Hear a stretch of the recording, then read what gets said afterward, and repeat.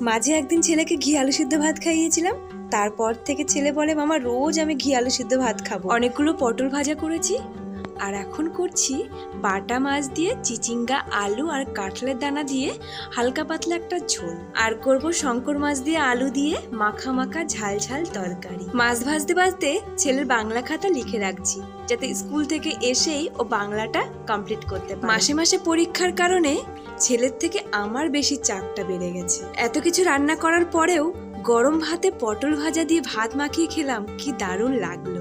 তারপরে এই যে ছেলেকে নিতে চলে এসেছি। এই যে এটা হচ্ছে ছেলের ক্লাস টিচার, কি মিষ্টি দেখতে না।